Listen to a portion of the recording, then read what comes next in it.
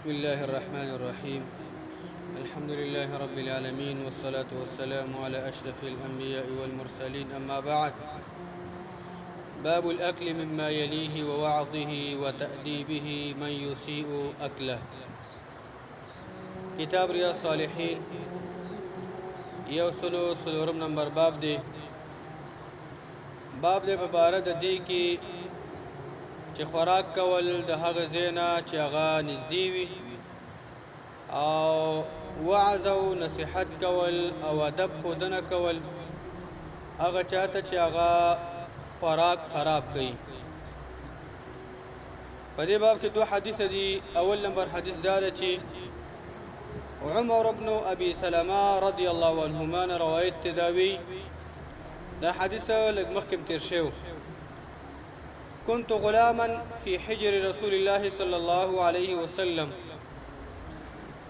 زه ماشوم ما چې د الله پیغمبر صلی الله علیه وسلم په پرورش کې زوما او د هغې په تربیت کې وما.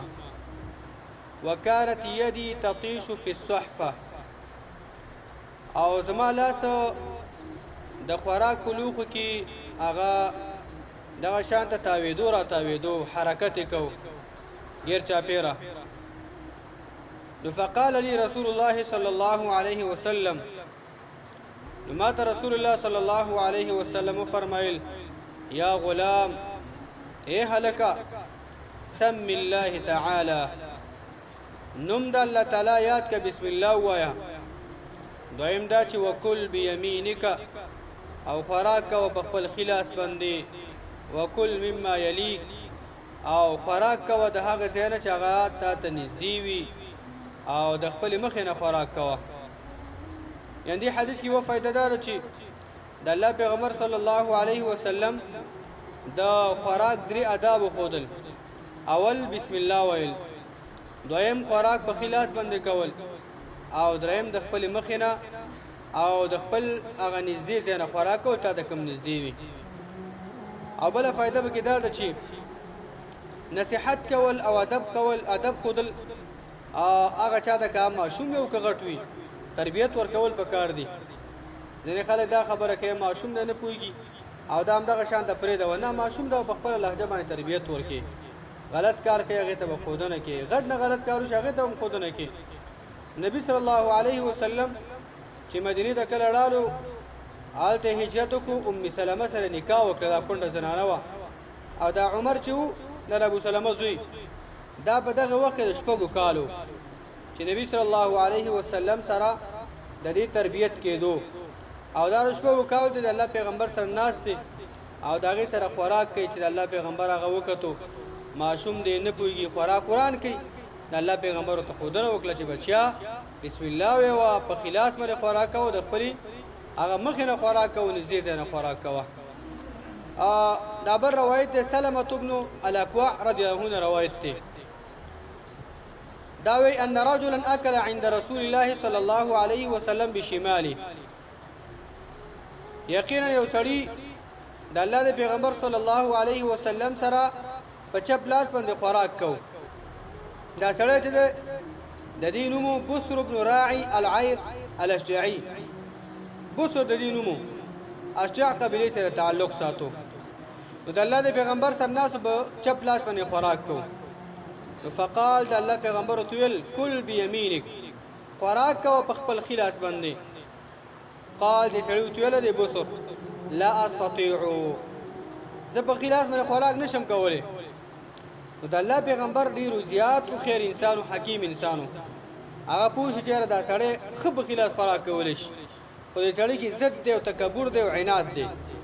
د الله پیغمبر ورته ویل، قال د الله پیغمبر ورته ویل: لا استطعت، تاره د الله په دې خلاص باندې خوراک کول طاقت در نه کړي چې ښه په خلاص باندې خوراک کولی شي.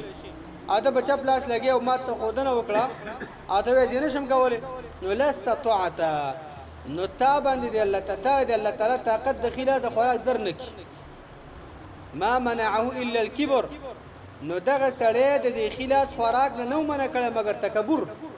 ځینې سړی متکبر یې که نه، ښودنه کوي، په لار باندې روانې خوراک کوي، او په یو انداز کې خوراک ته خودنه موږ هغه د زما خپل شخصي ژوند دی ته ډېر خلک دا چې وګوري په خپل ژوند کې زما په ژوند کې ستا څه کار دی نو دیم دغه د خلاص د خوراک نه منع کړه مګر تکبر د وجه نه دا خبره کوله او تکبر د وجه نه په چپ لاس باندې خوراک کوو نو فما رفعها الى فيه نو د الله د پیغمبر چې کله به دعای وکړه نو دغه سړی د خپل لاس به چرتم دغه شاته خپل خپل ته اوچت نو د الله د پیغمبر داسې په دعای و او داسې د الله پیغمبر چاته به دعای وکړه به قبل دله او دې حدیث کې اوله فائدہ دا و چې د الله پیغمبر په خلاف باندې د خوراک حکم کړی دی لازم ده فرض ده چې مؤمن مسلمان دا په خلاف باندې خوراک کوي دا په خلاف باندې خوراک کوي او دویمه فائدہ به کې دا ده امر بالمعروف نهی عن المنکر مؤمن مسلمان شان بدای چې هغه نور خلکو د خپل عمل کې نور ته د نیکی خودونه کې حکم ورته کې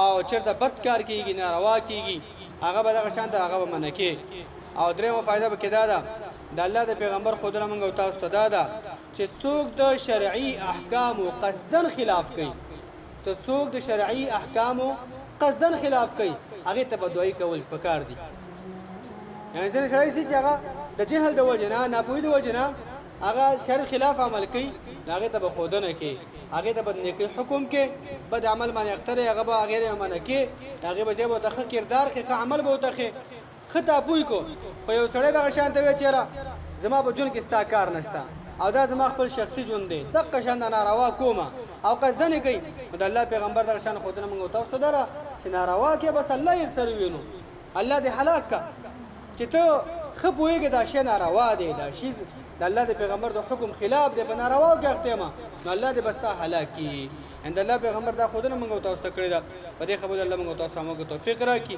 ټول جن الله زموږ استاد قرآن